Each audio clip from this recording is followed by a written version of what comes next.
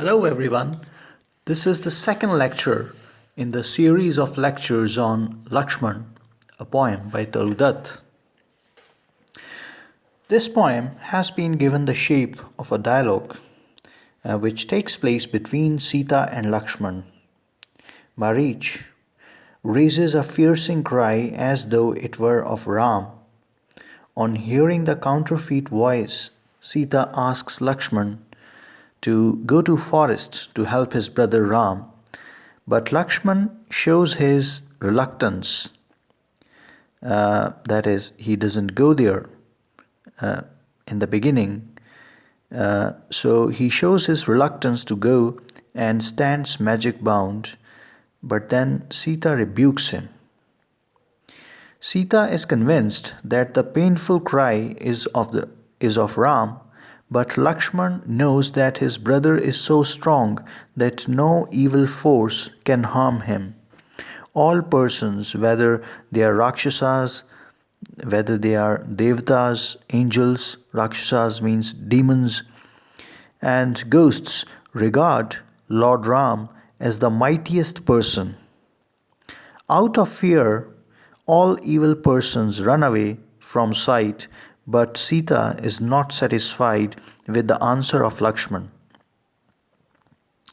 And she chides him, she scolds him. And then, under the pressure of Sita, Lakshman decided to go to the spot from where the painful cries are heard. But before leaving the cottage, Lakshman draws a magic line, Lakshman Rekha, which is called, for her protection. This line has become proverbial and is called Lakshman Rekha. When Lakshman leaves the hut, he instructs Sita not to cross the line, and he prays all forest gods to watch Sita so that she can remain safe. She remains safe within the line drawn by him. And the whole poem is full of is replete with arguments between Sita and Lakshman. But Sita is so strong in her arguments that Lakshman has to go in the direction where Marich was killed by Lord Ram. So this is the basic story of this poem, and we have already read some lines. We read some lines in our last lecture, and today we are going to continue it. He called for help. Canst thou believe? He like a child would shriek for aid, or pray for respite or reprieve. Not of such metal is he made. Delusive was that piercing cry, some trick of magic by the foe. He has a work, he cannot die. Beseech me not from hence to go. So these are the lines spoken by Lakshman. He tries to convince Sita that Lord Ram is so powerful, is so mighty, that no force on earth can harm him.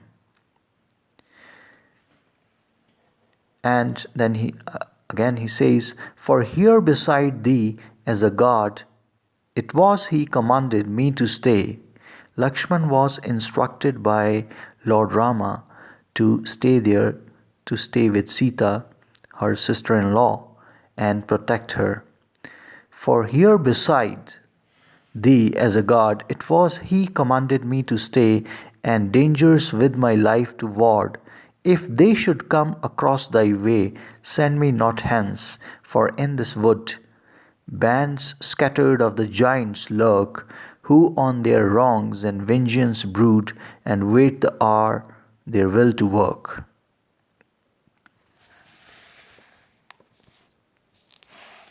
I read the lines again for you. He called for help, canst thou believe? He like a child would shriek for aid, or pray for respite or reprieve. Not of such metal is he made. Delusive was that piercing cry. Some trick of magic by the foe. Foe means enemy. He has a work, he cannot die. Beseech me not. Lakshman says that do not try to convince me. Beseech me not. Do not make such an incessant request to me to go in the search of uh, Lord Rama. Beseech me not from hence to go, for here beside thee is a God. It was he commanded me to stay, and dangers with my life to ward. If they should come across thy way, send me not hence, for in this wood bands scattered of the giants lurk, who on their wrongs and vengeance brood, and wait the hour their will to work.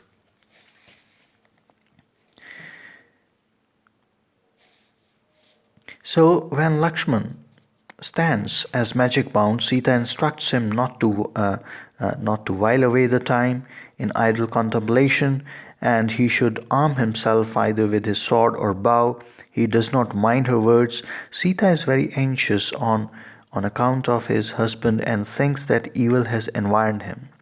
She wonders at Lakshman's listlessness, his ignorance. Is he really Lakshman, the man to whom all looked at need? He is celebrated for his swift decision, prompt actions, and uh, bravery, but now he is not showing anyone any of these qualities. So when Lakshman does not pay any attention to Sita's words and stands dumb like a statue, she rebukes him for impious strange delay. She makes up her mind to run alone into the forest to help her husband. Her husband's painful cry rings in her ears, and she cannot bear suspense. If Ram is not accorded timely help, she believes both of them will be equally responsible for his death. So, but then Lakshman addresses Sita uh, and he says, he consoles her by saying that Ram's valor is matchless and hence there is no cause for any fear. She should wipe out her cowardly tears which express her unbecoming shame. No being of demonian birth can brave Ram's mighty arm. Means it doesn't matter. However strong a demon or Rakshasa might be, he cannot win in the battle with Lord Ram. There is no creature on the earth that can harm him. Lakshman says to Sita that Ram is the embodiment of valor. The lion and frightful bear crouch shrinkingly uh, in his sight, and eagles fly high in the sky. Even they cannot brook his sharp glances. Seeing him, pythons and cobras glide towards their secret coverts. The serpents, whose heads stand erect in hooded pride, bow down in his presence. So I have once again revised the stanzas of this poem which we read in the first lecture so that you can connect it with the second lecture. So all demons silently recognize the matchless power of Ram in their hearts. When they see Ram coming, they run away to hide themselves in their distant and remote shelter in great terror. Lakshman says that no harm can be done to Ram and his enemies can never face his power and anger. Then Lakshman advises Sita to remove all foolish and thoughts about Ram's safety. He further says that Sita should not show any diffidence about the courage of Ram. She should show the qualities of boldness, greatness, and wisdom. And Lakshman further says that Lord Ram will not ask for help. He does not require anybody's help. It is unthinkable that he would cry like child for help or request for relief. He is made of strong metal.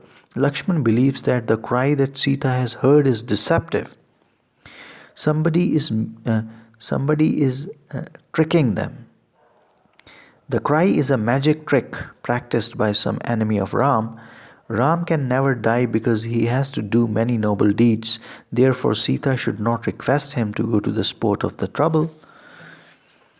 And then Lakshman further tells Sita that Ram has ordered him to stay in the hut as a guard for Sita. And it is his sacred duty, Lakshman's sacred duty, to protect her sister in law, Sita.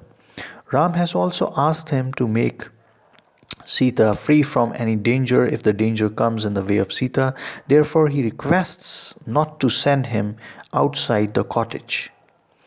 The forest is full of demons who are trying to take revenge against Ram. They are looking for a favorable time to complete their revenge.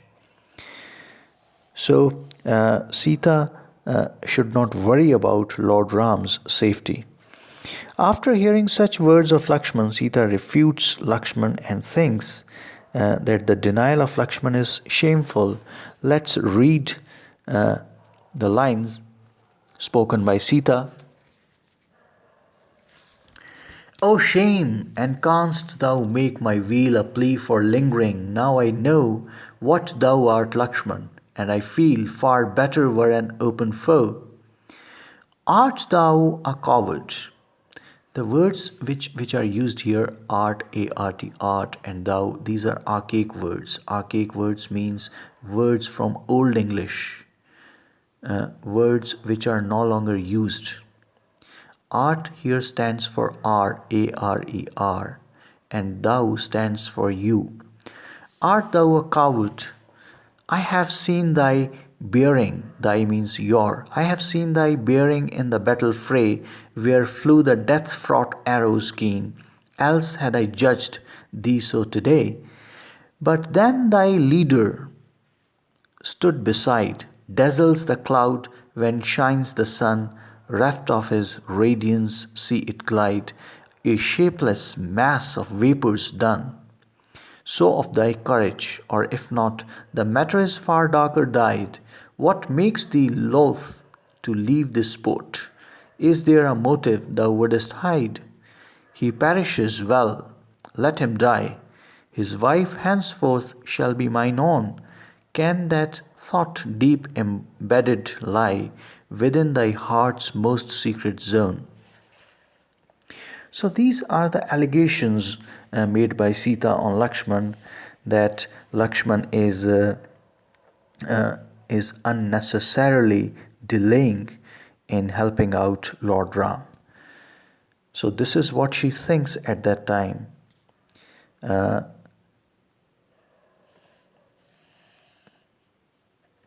So after hearing such words of Lakshman, Sita refutes Lakshman and thinks that the denial of Lakshman is shameful, the argument of divine safety of Ram is wrong. Sita thinks that Lakshman is telling a lie and that his heart is full of other things. She had seen Lakshman fighting bravely in the battlefield with sharp arrows. Therefore, she is unable to think why Lakshman is behaving so cowardly.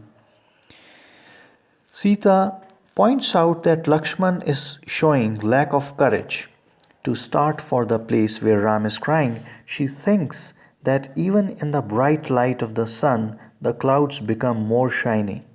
When the sun sets, the clouds become shapeless mass of grey vapors, so Lakshman's courage was like short-lived light of the sun. She is making an allegation on Lakshman's bravery. Sita believes that Lakshman's unwillingness to leave the hut clearly shows that there is some black motive in his heart. He is hiding something. So Sita begins to attribute motives to Lakshman's refusal to go. She thinks that Lakshman thinks that after Ram's death, Sita would become his wife. This idea is certainly deeply rooted in Lakshman's heart. This is what she thinks. Sita thinks that one brother has occupied Ram's kingdom and the other is thinking to take his wife away. Sita thinks that Bharat and Lakshman want to have a division of Ram's kingdom and his wife. Sita begins to fear and hate her life. So these are merely allegations, false allegations made by Sita on Lakshman, because Lakshman's heart was pure and he regarded Sita as her mother.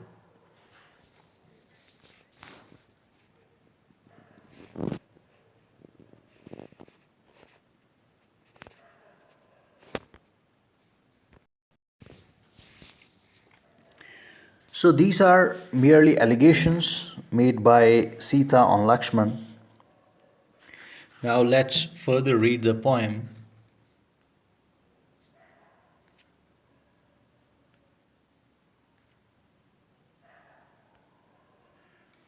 Search well and see.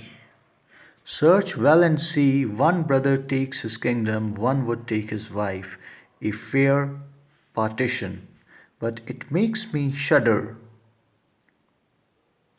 and abhor my life.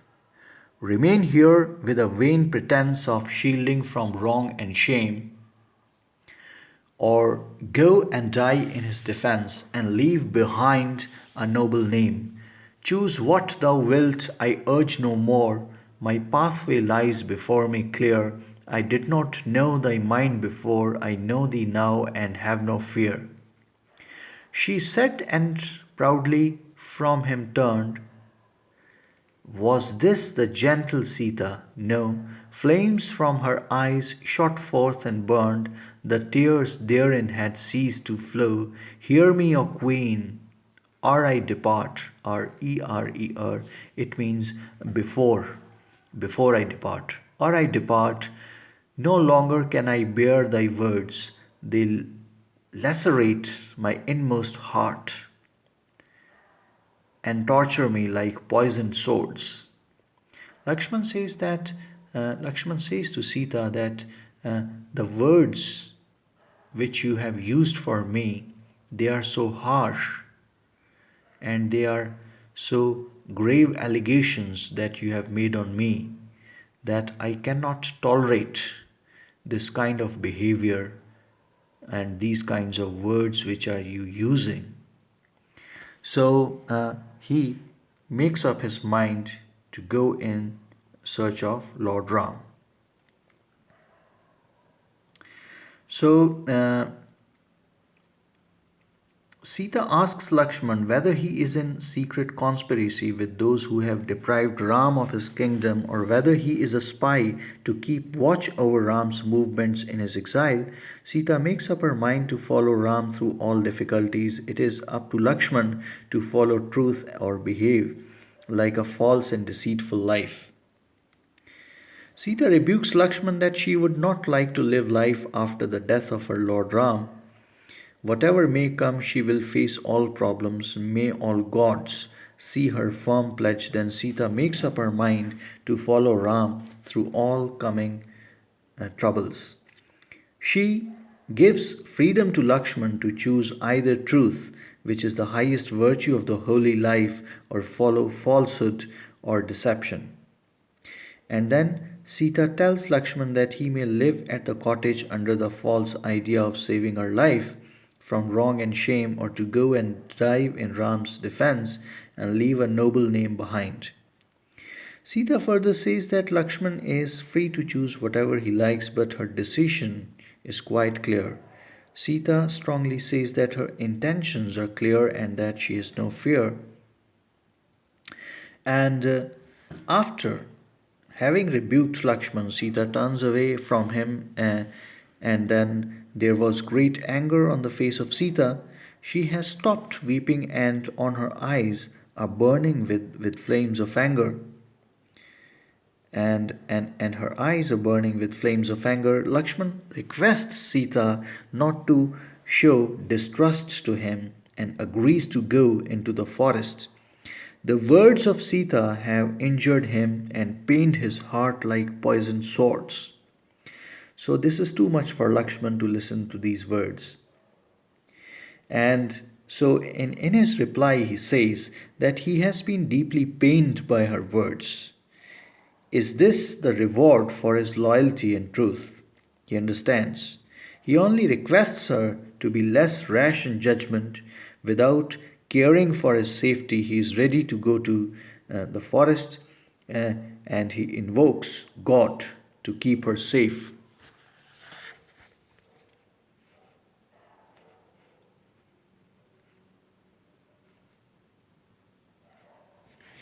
So rest of the poem we will discuss in lecture 3. Thank you for listening to me and watching this video. Thank you.